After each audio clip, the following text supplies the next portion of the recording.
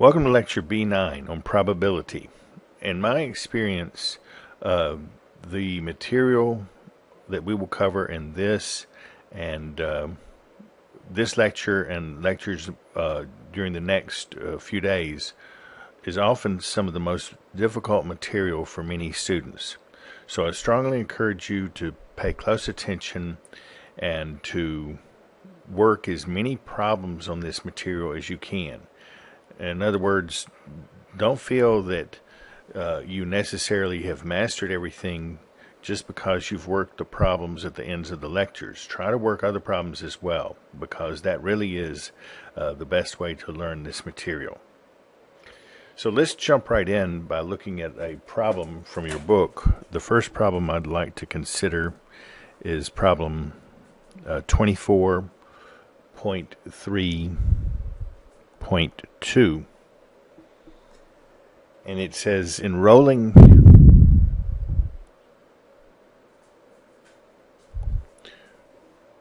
two fair dice,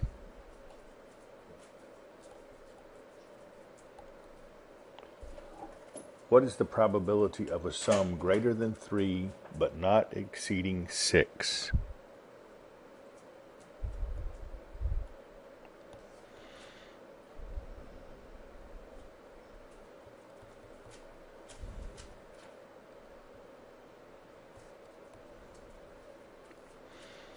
Greater than 3 but not exceeding 6. So we can say, but less than or equal to 6.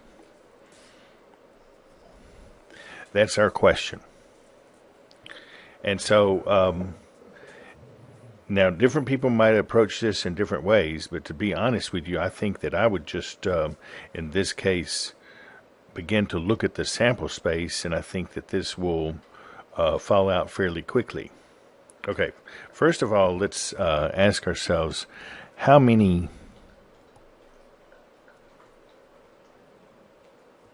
outcomes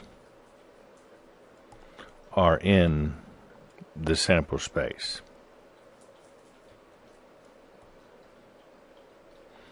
In other words, how many possible outcomes will we have if we roll two fair dice? Well, think about this for a moment and try to come up with an answer on your own, and then we'll talk about it together. Okay, well, there's 6 possible values that could appear on the first die and 6 possible values that could appear on the second die. And so altogether, we have 36 possible outcomes. And now, in order to figure out the probability that we're asked for in this problem, we need to figure out how many of those outcomes satisfy the condition of having a sum that's greater than 3 but less than or equal to 6. So if we look at 3, now of course we don't want the sum to be 3, so I guess the first one we want to look at is 4. So in how many ways could we get a 4? Well, we could have a 1 and a 3, or a 2 and a 2, and a 3 and a 1. Now, in what I mean by this is the first die could be 1 and the second die could be 3. The first die could be 2 and the second die could be 2. Or the first die could be 3 and the second die could be 1. These are the only ways that we could roll a 4. Now, what about 5? Well, we could have 1, 4, or 2, 3, or 3, 2, or 4, 1. Those are all the ways that we could roll a 5 with 2 fair dice. And finally, we need to consider one more possibility, and that's a 6. And we could roll a 6 by rolling a 1 and a 5, or a 2 and a 4, or 3 and 3, or 4 and 2, or 5 and 1. So altogether, then, there are 3 outcomes that would represent rolling a 4. there are 4 outcomes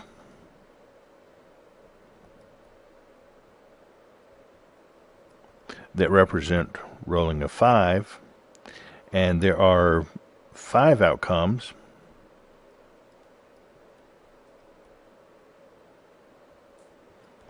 that represent rolling a 6. So the total number of outcomes here would be 3 plus 4 is 7, plus 5 is 12, and so the desired probability is 12. There are 12 possible outcomes that satisfy the conditions that the sum is greater than 3 but less than or equal to 6. 12 out of a possible 36 outcomes total, and so the probability is 1/3. And again, what I have just done may not be the only way to solve this problem, but I think it is a pretty efficient and straightforward way. So that's how I would tackle problem 24.3.2. Now let's look at another example, problem 24.3.3. And immediately we'll begin to introduce some new ideas. So let's look at this problem. Okay, it says that 3 screws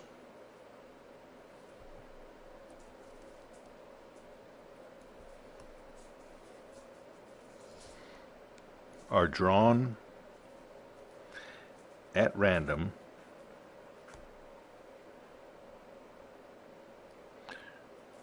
from a lot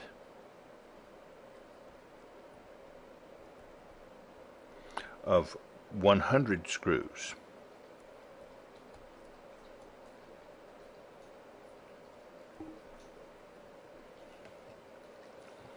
Ten of which are defective.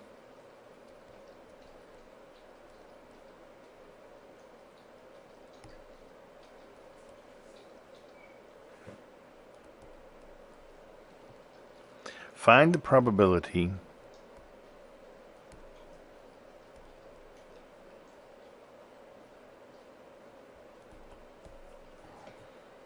of the event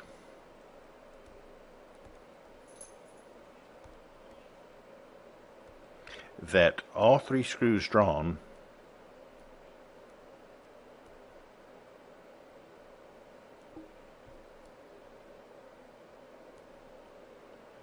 are non-defective.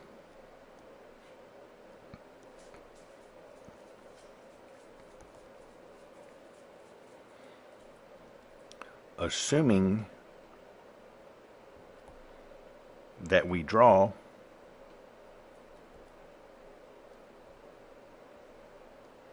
A with replacement,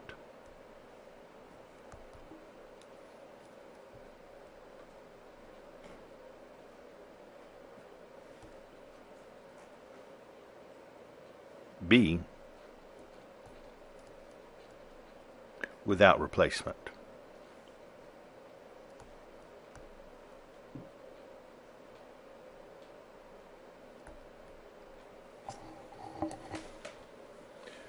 So the first question that I imagine that occurs to you is the following.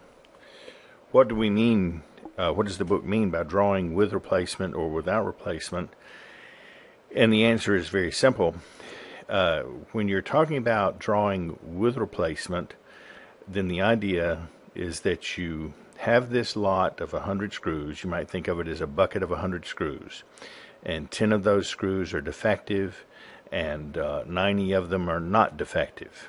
And so if you're drawing 3 screws with replacement, what that means is that you draw 1 screw, you note whether it is defective or not, and then you put it back. In other words, you replace it. You put it back into the bucket, and you'll stir the bucket around, and then you make a second choice, and you'll note whether or not your second choice is defective. And then you put it back again, and again stir around the screws in the bucket, and then you make a third choice. And so with replacement simply means that after you make each choice, you note what you obtained, whether defective or non-defective, and then you replace the screw. You put it back into the bucket and before making the next choice. Whereas without replacement means that you make that first, you pick the first screw out of the bucket, you note whether it's defective or non-defective, and then you put it aside. You don't put it back in the bucket. So that means then that when you make your second choice, there are no longer 100 screws in the bucket. There are now 99 screws in the bucket because you did not replace that first one that you took out with your first choice. And similarly, since the second choice is also without replacement, then when you make the third choice, there are only 98 screws left in the bucket. And of course, this is going to change the probabilities that you obtain for each of these different problems. So this is really two different problems in one. A is the with replacement problem, and B is without replacement. So let's look at problem A first, and then we'll look at problem B.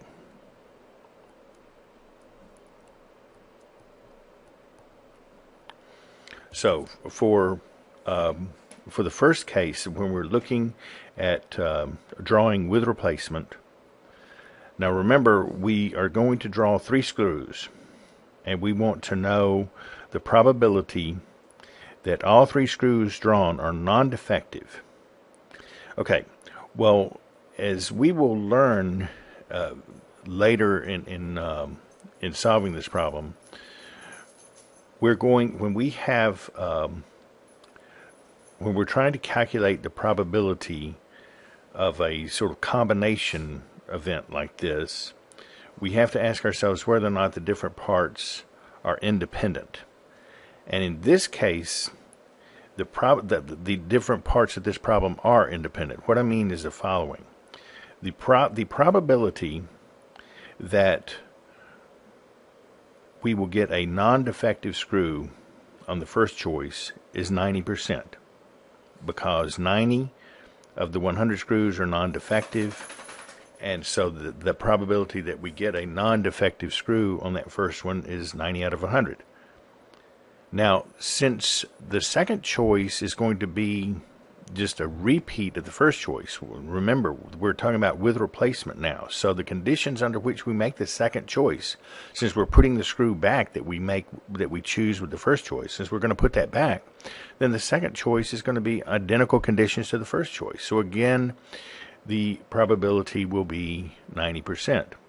And then finally, for the third one as well, it will be 90%. So the first choice and the second choice and the third choice are all independent events.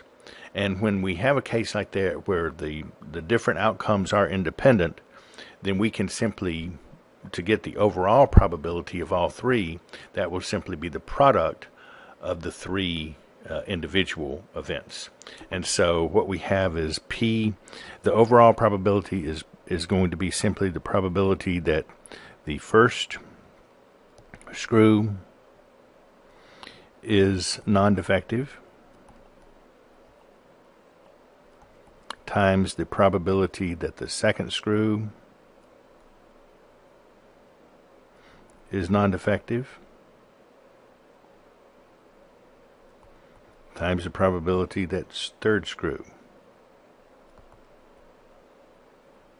is, I'll say, ND for non-defective. And therefore, this, as we've already said, the probability that the first screw is non-defective, since there are 90 non-defective screws out of a total of 100, it will be 90 over 100. But then, since we're going to replace the screw after the first choice, then the probability that the second one is non-defective will also be 90 over 100. And likewise for the third one,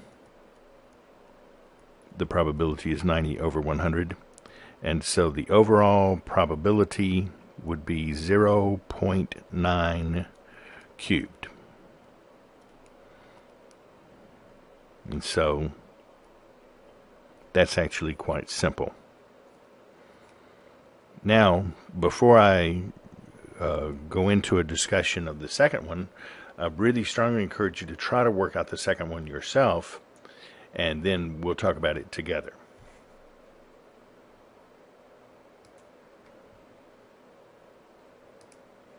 So, first of all, this second problem is certainly, or the second part of this problem is certainly more difficult than the first part, but I hope that you had some luck with it, even though we haven't talked about one of the concepts that's involved here, which is called conditional probability. We'll talk a little bit about that, and we'll talk about the appropriate formula for conditional probability.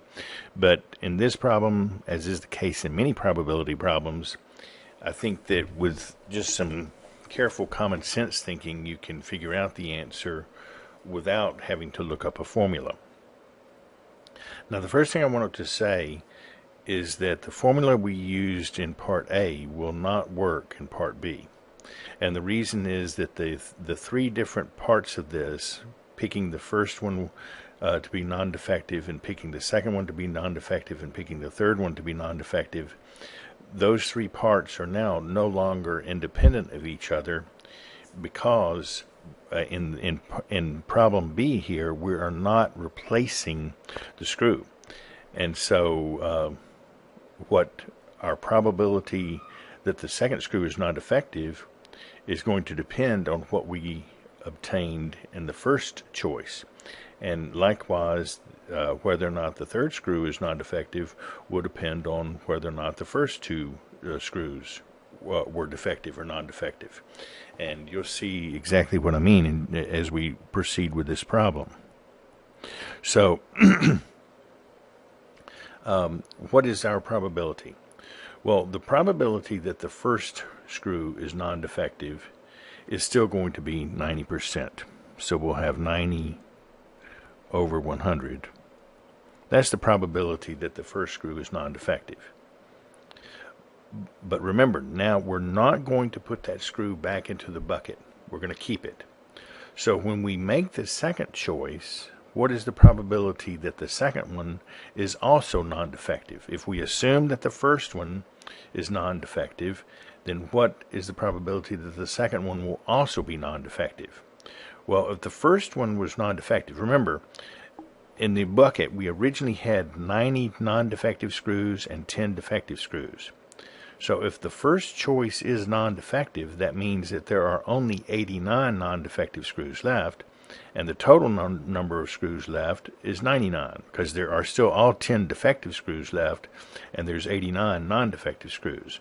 So the probability that the second screw is non-defective, given that the first screw is non-defective, will be 89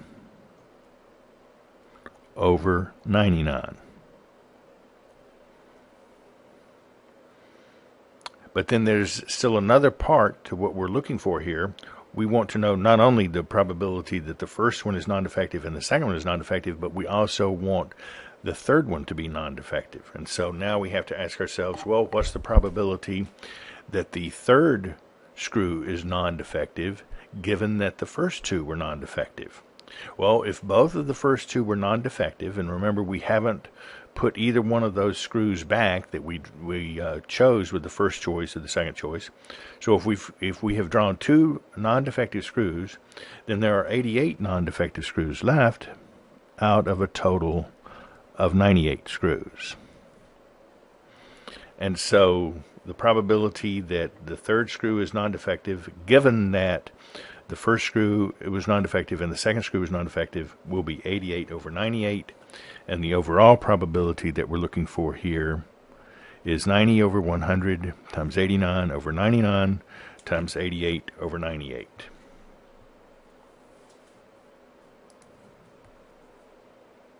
Now, the thinking that we employed in solving this problem is reflected in one of the formulas in your book. And this is formula, it's equation 11.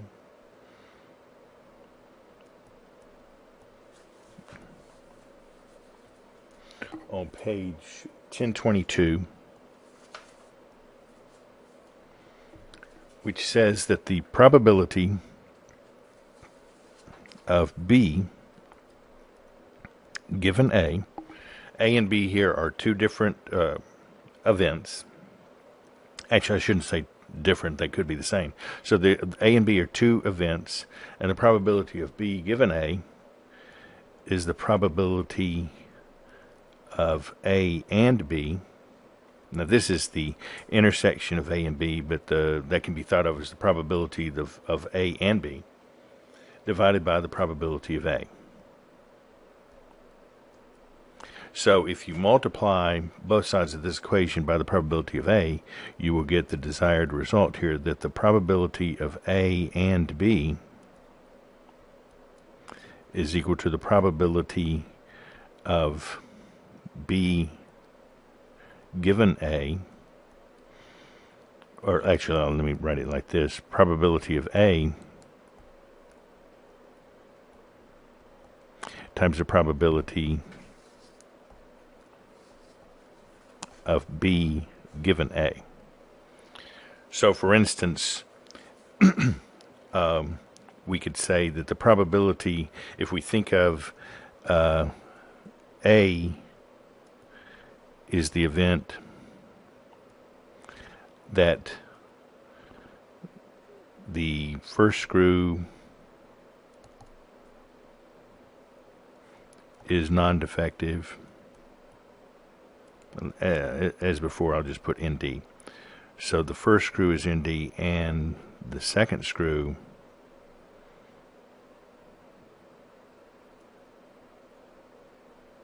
is ND. If that is how we define the event A, and if we define the event B as the third screw is non-defective, then the equation that we have just written down says that the probability,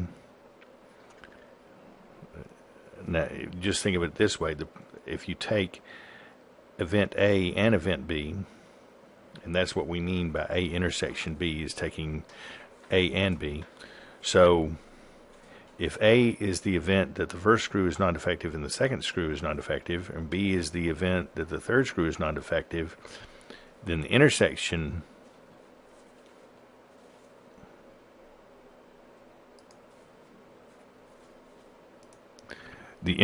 of those is that all three screws are non-defective.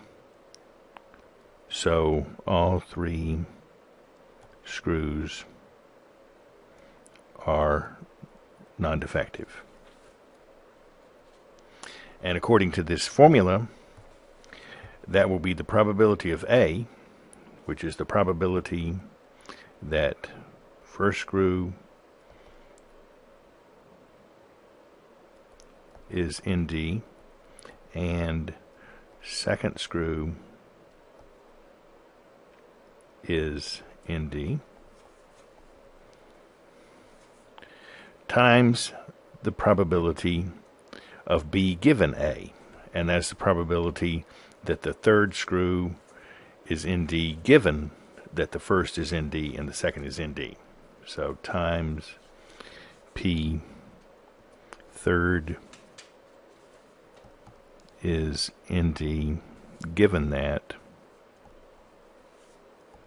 first is ND and second is ND. And that is exactly what we have here. It may not be clear, but let me explain it. Okay, this probability all screws are ND, that's the P on the left here in this equation. And the probability that the first screw is ND and the second screw is ND, that's the product of these first two terms. And we have multiplied that by the probability that the third is an ND given that the first is ND and the second is ND. And that's the third term here. Now, if you're wondering, well, how did we get the product of these two for this one? Well, it was through application of this same formula again, but with a different definition of A and B. So what we've done in solving this problem is actually we've used this formula twice We used it once to find this overall probability, and then also used it to find the probability that the first two were non-defective. So if you want to think about it in that way, of using this formula twice, you can, but I think that the way we described initially is more intuitive and probably a easier way to remember how to solve problems like this. But at least now you have seen this formula, equation 11 on page 1022, which deals with conditional probabilities. And while we're at it, let's note that one more interesting result can be obtained from this equation. So let's repeat the equation. We're now going to spend just a moment talking about something called Bayes' theorem. Okay, so the formula that we just wrote says that P of B given A is equal to P of A and B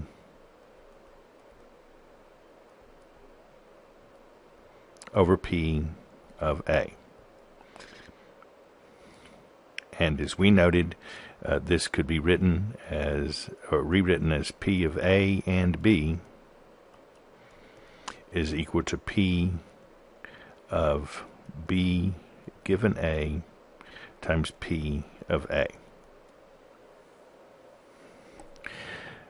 But we can also say the following. Using this same formula, we can see that P of B and A is P of A given B times P of B.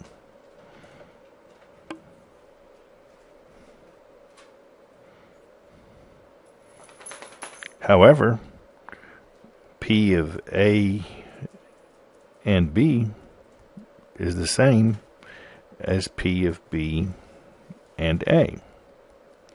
And therefore,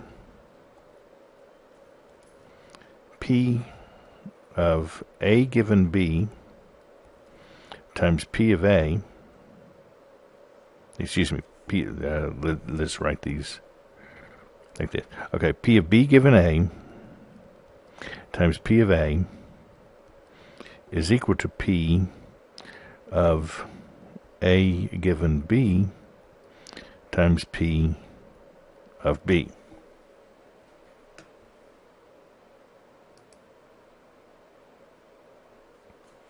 And so if we divide each side of this equation by P of B and flip the two sides of the equation, we will obtain P of A given B is equal to P of B given A times P of A over P of B. And this is known as Bayes' theorem.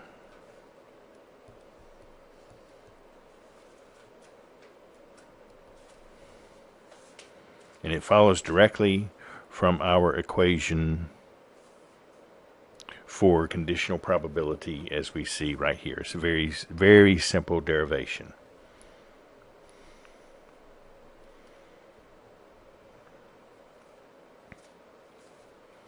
And while we're at it, let me note one more thing for you before we proceed to another problem. Let's look here at the second step in this derivation up here at P of A and B equals P of B given A times P of A. Okay, let me repeat that equation down here. P of A and B is equal to P of B given A times P of A. Now, we said in working part A of this problem that when we have independent events, then the overall probability is just going to be the product of the separate probabilities. And you can see that from this formula if you reason as follows.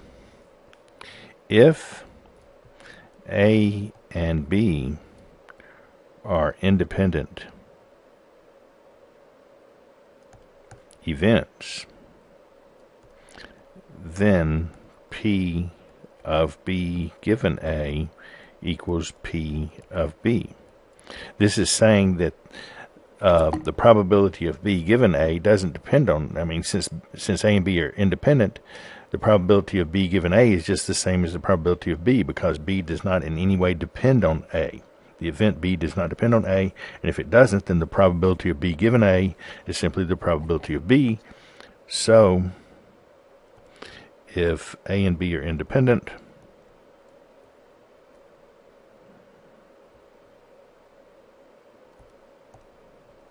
P of A and B equals P of B times P of A.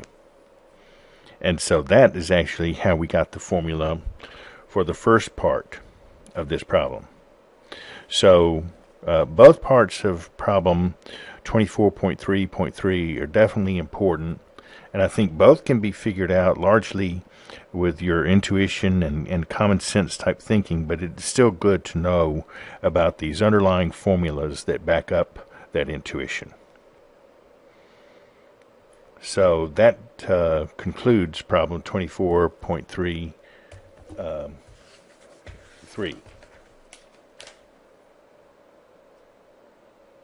And now let's look, as long as we're thinking along those lines, let's look at one more problem that is related to that, which will be problem 24.3.4.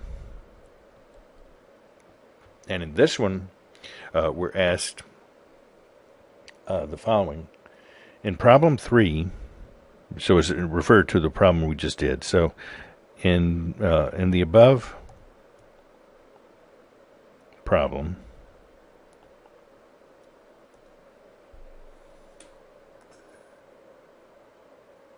find the probability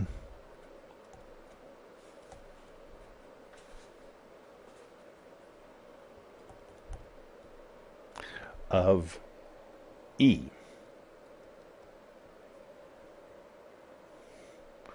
which is the event at least one defective.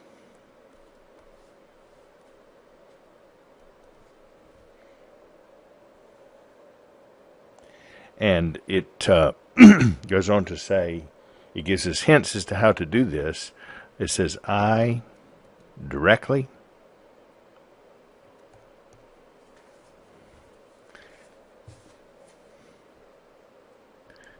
and then I by using complements,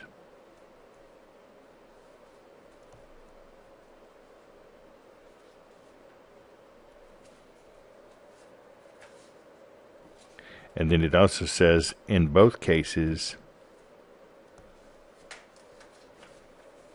A and B.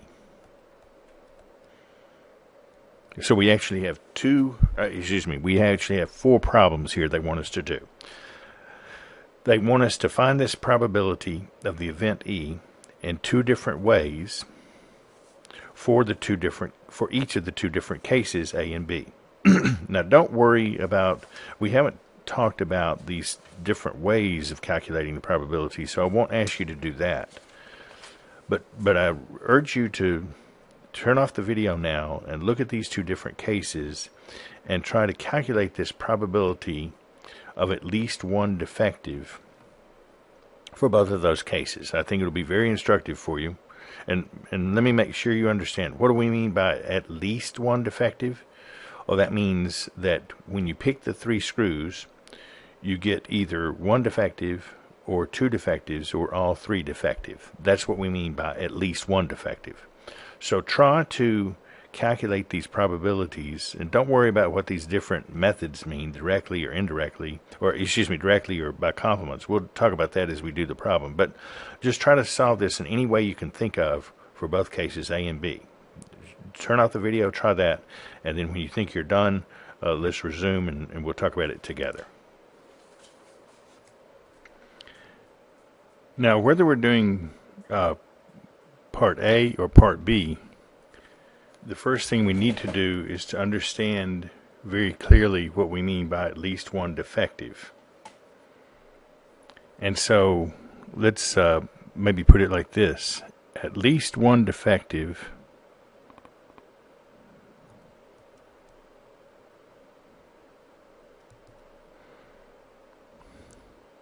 means, now recall, we're talking about the problem that we just finished, and in that problem, as you can see, 3 screws are drawn. So we're going to draw 3 screws, and we're talking about the event at least one defective. And what that means is exactly one defective or exactly 2 defectives or exactly 3 defectives. That's what we mean when we say at least one defective. And these 3 outcomes that are making up the event at least one defective, let me make sure you understand. So at least one defective here, this is what we earlier called an event. And exactly one defective, exactly 2 defectives, exactly 3 defectives, these are 3 outcomes. And those 3 outcomes put together, the union of those 3 makes up the event at least one defective. Now, the 3 outcomes that we have just considered are mutually exclusive outcomes. In other words, if you have exactly 1 defective, you could not also have exactly 2 defectives or exactly 3 defectives. And the same, if you had 2, you couldn't have exactly 1 or 3. And if you had 3, you couldn't have exactly 1 or 2. So these are mutually exclusive outcomes, and therefore the probability of those, the union of those, is simply the sum of the individual probabilities. So what I'm saying here is that the probability of at least one defective is equal to the probability of exactly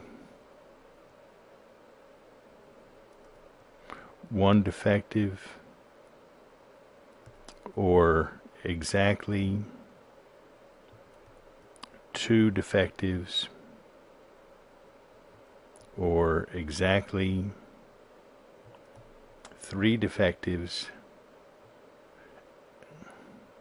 And since those outcomes are mutually exclusive, the probability of this could be considered like the union of these 3 outcomes.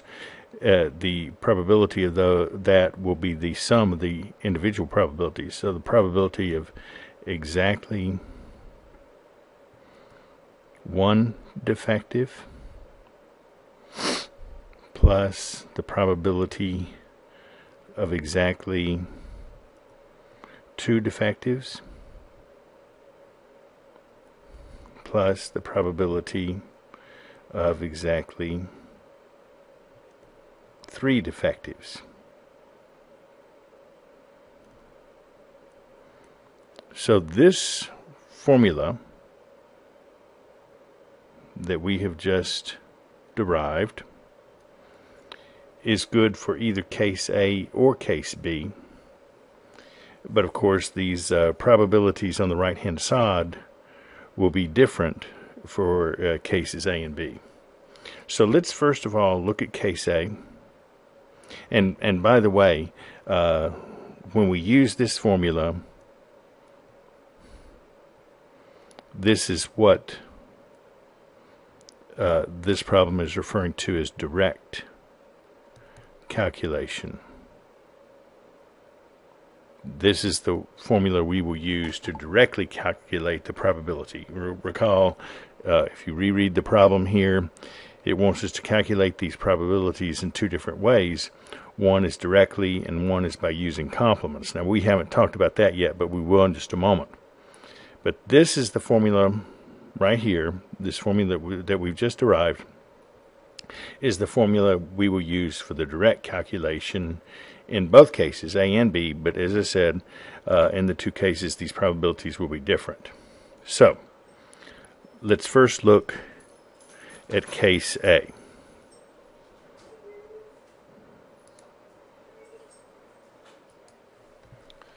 So if we look at the direct calculation for part A, first of all, I want to note something for you that will become obvious right now. Okay, as we just said, we're going to use this formula right here for the direct calculation.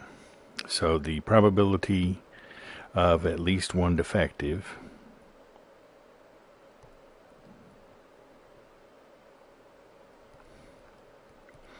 and now we're going to have to calculate this right-hand side, the probability of exactly one defective, probability of exactly two defectives, and probability of exactly three defectives. So first we'll look at the probability of exactly one defective. Now up here, when we were discussing this just a few moments ago, I referred to exactly one defective, exactly two defectives, and exactly three defectives as three outcomes, but actually they are events. Now, I don't want you to get too tied up in this terminology. That's not important. The important thing is that you know how to solve the problem. But these are events rather than outcomes, and to help you understand the distinction, notice that exactly one defective is not just one outcome. There are three different ways that we could have exactly one defective.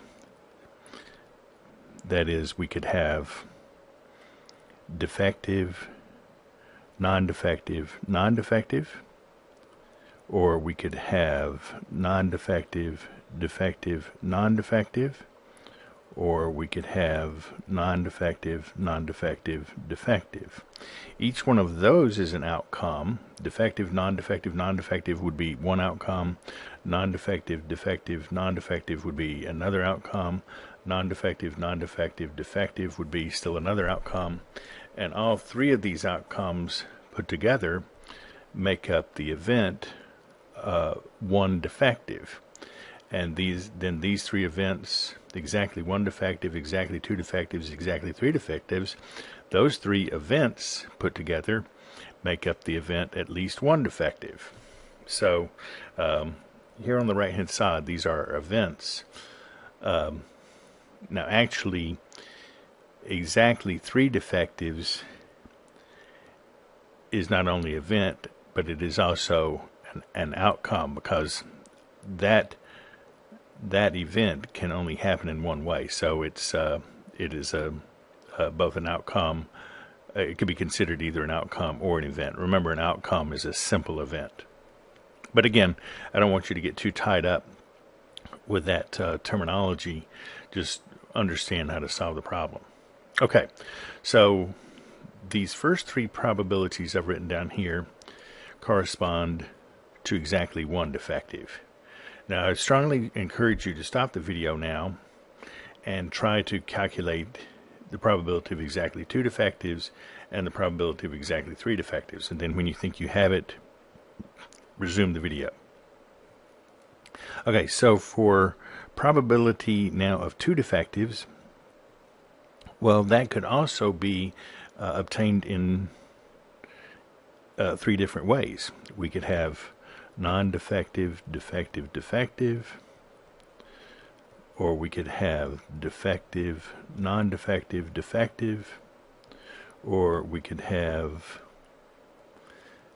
defective, defective, non-defective. those are the three different ways in which we could have exactly two defectives. But as was just mentioned, there's only one way in which we could have all three defectives, or exactly three defectives, and that's if all three are defective. So you can see that this direct calculation for calculating the probability of at least one defective, it actually is going to require us to calculate 7 probabilities here on the right hand side. And that's why, that's a rather large amount of work for us to do. And that's why, as we'll see when we come to the second part of using complements, that will be a much quicker way to do things. So that's why we're interested in looking at that method. But for now, let's just proceed with this. Okay, so the probability, and I won't keep on writing out at least one defect. Well, maybe I will. So P, at least one defective. Now, actually, I really would strongly encourage you to try to calculate these probabilities yourself, because I think based on the work we've already done in this lecture, you can do that. Try to do it yourselves and then return to the video and see if you got it right. So let's look at this first one. Probability of defective, non-defective, non-defective. And remember now, we're in case A, where we are, remember case A, just to remind you up here, case A means with replacement. So the probability that the first one is defective, let me refresh your memory. There are 100 total screws, and 10 of them are defective, 90 are non-defective. So the probability that the first one is defective is 10 out of 100. And then we're going to put that screw back. And so the probability that the next one will be non-defective would be 90 out of 100. And then we put that screw back, and the probability that the last one would be non-defective would be 90 over 100. And that's this first probability. Now, I hope, having seen that, you can now finish the rest of this problem. So please try to do that. Okay, so the probability of non-defective, defective, non-defective will be 90 over 100. 10 over 100, 90 over 100, and the probability of non-defective, non-defective, defective will be 90 over 100, 90 over 100, 10 over 100. So you notice that all three of those probabilities actually have the same value. Now let's resume on the second line. The probability of non-defective, defective, defective will have 90 over 100, 10 over 100, 10 over 100,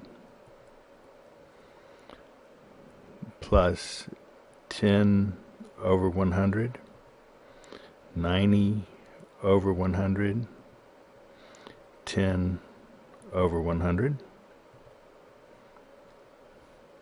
plus 10 over 100, 10 over 100, 90 over 100. And again, all three of those probabilities are the same. And then this last probability of defective, defective, defective would be 10 over 100, 10 over 100, 10 over 100. And so when we add all of those up, let's see what we'll get here. We'll get 90 times 90 would be 8,100, and then times 10, so we have 81,000, 81,000, over 1 million.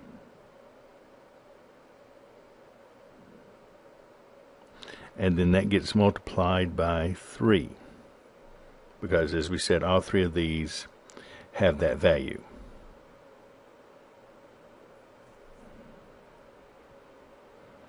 And then for the next three, we have 10 times 10 is 100, times 90 is 9,000. So we have plus 9,000 times 3 over 1 million. And then this last one is simply 10 times 10 times 10, or 1,000 over 1 million.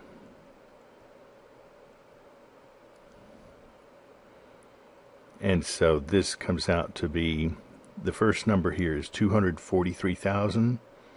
So 243,000 plus 27,000 plus 1,000 over 1 million. And therefore we get 271,000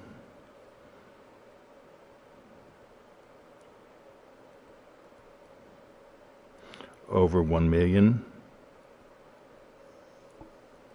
which is the same as 271 over 1,000. So the probability of at least one defective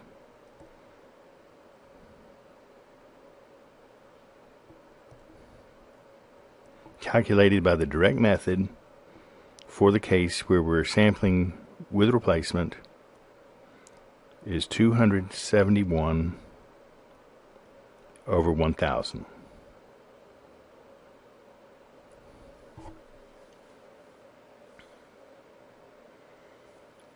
And that is, again, that's I, which is the direct method. Now, what does it mean? What is this second method of calculating? I'll remind you, it says, well, I went too far. By calculating, number 2 is by using complements. Well, what that means is the following. The probability of at least one defective is equal to 1 minus the probability of the complement of that event. We have the event, at least one defective. What is the complement of that? Well, the only other thing that could happen besides at least one defective is no defectives.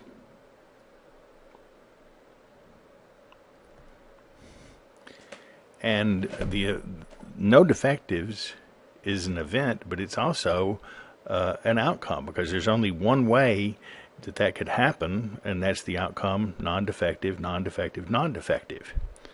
And so that means that if we calculate using complements, we only have to calculate one probability on the right-hand side rather than 7 as we did up here when we used the direct method. And so that makes this obviously a more attractive approach in this case. And so let's finish it up. Non-defective, non-defective, non-defective. Again, remember, we're talking about the case where we're sampling with replacement. So that will be 90 over 100, 90 over 100, 90 over 100. And so we get 1 minus, and 9 times 9 is 81, and times 9 will be 729. So we have 729,000 over 1 million. And when we get the common denominator here, we'll have 1 million minus 729,000 over 1 million, which gives us 271,000 over 1 million, which gives us 271 over 1,000, which of course is exactly the same result that we obtained from the direct calculation. But this time we obtained that result much more simply. So that is an example of how we do a problem like this. And both of these calculations pertain to case A, where we're sampling with replacement. And so now I very strongly encourage you, stop the video and do case B now, where we're going to do both of these calculations again, the direct calculation and calculation by complements, but we're going to do it for the case when we sample without replacement. And I encourage you to try that and see what you get. Okay, so I hope that you had good luck, and let's see how this will go. So first will be the direct calculation, and we can use the formula from before, at least the starting point. So at least one defective, and that will be P of defective, non-defective, non-defective, plus P of non-defective, defective, non-defective, plus P of non-defective, non-defective, defective. Those are the three ways that we could have exactly one defective. And then we want the three ways we could have exactly two defectives, which would be non-defective, defective, defective, plus defective, non-defective, defective, plus defective, defective, non-defective. Those are the three ways in which we could have exactly two defectives. And then finally we have the one way that we could have exactly three defectives. Now this is the same formula we had before so far, but now we know that these probabilities are going to be a bit different because now we're sampling without replacement. So let's see what these will be. The probability that the first one is defective will be 10 out of 1,000. Then the probability that the second one would be non-defective, given that we're sampling without replacement and that the first one was defective, would be 90. Excuse me, this is not 10 out of 1,000, but 10 out of 100. So the probability that the second one would be non-defective would be 90 over 99. Now how is that? Well, remember there were initially 10 defectives and 90 non-defectives out of a total 100 screws. So that's why this first probability, the probability of getting a defective one on the first draw, is 10 out of 100, because there's 10 defectives and there's 100 total screws. But then the probability of getting a non-defective on the second, well, since you drew a defective on the first one, all 90 non-defective ones are still there. So we have 90 in the numerator, but the denominator will be 99, because now when you draw that first screw, the total number of screws left is no longer 100, it's 99. And now the last probability here of non-defective for the third one would be 89 over 98. And that is because you've already picked one non-defective, so there's 89 of them left. That explains the numerator. And then the 98 in the denominator is because you've already selected 2 of the 100 screws, so there's only 98 left. Okay, the probability of non-defective, defective, non-defective. Okay, the probability of the first one is non-defective would be 90 over 100. And then the probability that the second one would be defective, given that the first one was non-defective, well, you would still have all 10 defective ones left if the first one was non-defective, so you have 10 out of 99. And then the last one would be 89 out of 98. And then for the last probability on the first line, we will get 90 out of 100. That's non-defective on the first one. 89 out of 99 for the second one. And then 10 out of 98 for the third one. And so actually, although these probabilities are different from what we calculated before, notice that once again, all three of these probabilities are the same. You have 100 times 99 times 98 in the denominator of each one of these expressions, and 10 times 90 times 89 in the numerator of each of these expressions. It's in different order. Here you have 10, 90, 89. Here the 10 is in the middle, 90 and 89, and here the 10 is here, 10, 90, 89. But all three of these expressions are equal to the same value. Now for the next line, non-defective, defective, defective. Okay, the probability the first is non-defective is 90 over 100. And then the probability that the next one would be defective would be 10 over 99. And then that the next one after that would be defective would be 9 out of 98. The probability of defective, non-defective, defective would be 10 over 100. 90 over 99. And 9 over 98. And then finally, defective, defective, non-defective would be 10 over 100, 9 over 99, and 90 over 98.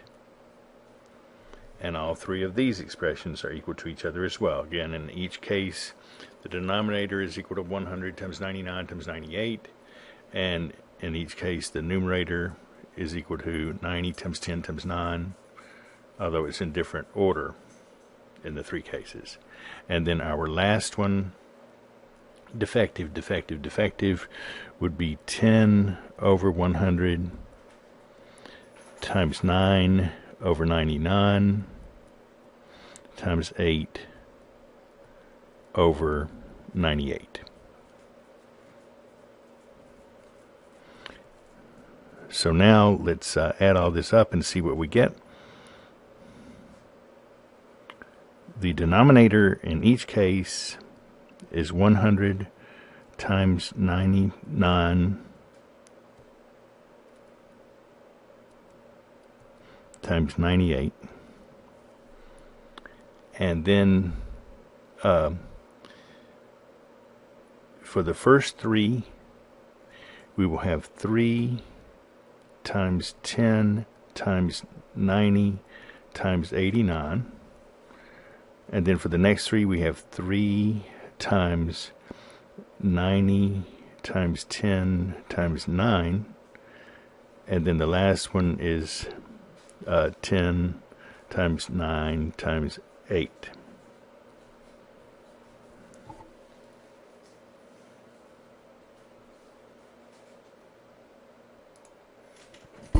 So if we multiply out these terms in the numerator, we get 240,300 plus 24,300 plus 720. And in the denominator, we have 970,200. If we add up the terms in the numerator, that will give us 265,320. and the denominator is still 970, 200. If you divide top and bottom by 20, you get this. Then divide top and bottom by 3, and you get this. And finally, divide top and bottom by 3 one more time, and you get this. We could even simplify that more by dividing by 2, but I'll just leave it at this. 1474 over 5390 is the probability of at least one defective when we are sampling without replacement. And this, of course, is the direct calculation. And now, once again, if we look at the calculation using complements, it's much simpler. Again, we have the formula that the probability of at least one defective is 1 minus the probability of no defectives. And so that's 1 minus the probability of non-defective, non-defective, non-defective, which would be 1 minus, the probability of non-defective on the first one is 90 over 100. And then if you do get a non-defective in the first one, then the probability of getting non-defective also on the second one would be 89 over 99. And if you get non-defective for both the first and the second, then the probability of getting non-defective on the third would be 88 over 98. So simplifying this expression, getting common denominator, and then churning out the numbers, we again get 265,320 over 970,200, just as we did up here in the direct calculation. And so, of course, we know it will simplify to the same 1474 over 5390. So, again, as of course we would expect, whether we do the direct calculation or the calculation using complements, we come up with the same answer. But, of course, we're getting it in this case, we're getting it much more efficiently using complements than by doing a direct calculation. And so that's how that would how this problem would go. Again, this was problem 24.3.4 in your textbook. So this gives us a good introduction to solving some problems in probability. And so now at the end of this rather lengthy lecture, I apologize for the length of it, but again, I think that practice is just extremely important on this topic. But now to close out this lecture, let's look at some problems. So the problems for this lecture will be the following. I'm actually picking two problems from the book, but just to save you the trouble of looking them up, I'm repeating the problem here. So problem B9-1, which is the same as problem 24.3.1 in your text, says, in rolling 3 fair dice, what is the probability of obtaining a sum not greater than 16? And in this problem, none of these answers is exactly correct. I've rounded it to 4 decimal places, so pick the one that is closest to the correct answer for problem B9-1. And the four choices are 0.7823 for A, B is 0.9815, C is 0.8617, and D is 0.9216. Problem B9-2 says is the same as problem 24.3.5 from your text. It says if a box contains 10 left-handed and 20 right-handed screws, what is the probability of obtaining at least one right-handed screw in drawing 2 screws with replacement? And the choices here the answer will be exactly correct. A is 9/87, B is 1/9, C is 78 over 87, and D is 8/9. And I'd like, and then we'll have other problems in class. And the last note is I'd like to give you a hint on this first one. Notice that if you roll 3 fair dice, we want to know what is the probability of obtaining a sum that is not greater than 16. Or another way of stating that is, what is the probability that the sum you obtain will be less than or equal to 16? Well, there are many ways that could be done. Remember, if you're rolling 3 dice, you could get a 3, which is, of course, less than or equal to 16, or a 4, or 5, or 6, or 7, 8, 9, 10, 11, 12, 13, 14, 15, and 16. Those are many things that many probabilities that you would have to calculate if you approach the problem in that way. But if you look at the complement of this, what is the complement of less than or equal to 16? Well, there's only, with 3 fair dice, there's only two events in the complement, and that is that the sum is 17 or the sum is 18. Those are the only 2 possible sums you could get if you're rolling 3 fair dice. Those are the only 2 sums you could get that would not be less than or equal to 16. And I think that it would be, well, obviously it would be much easier to calculate the probability of getting a 17 or an 18 rather than the probability of getting a 3 or a 5, 4 or 5 or 6 or 7, blah, blah, blah, all the way up to 16. So I certainly encourage you to approach this first one through the use of complements. In the second problem, actually, that's the way I would go for that one as well. But in that one, it doesn't make nearly as much difference, and you could check your answer using the direct calculation there. But in the first problem, the direct calculation is really very, very tedious. And I don't really, unless you just have a lot of time on your hands, I don't suggest that you try it. So that concludes the problems and concludes the lecture 9. And good luck.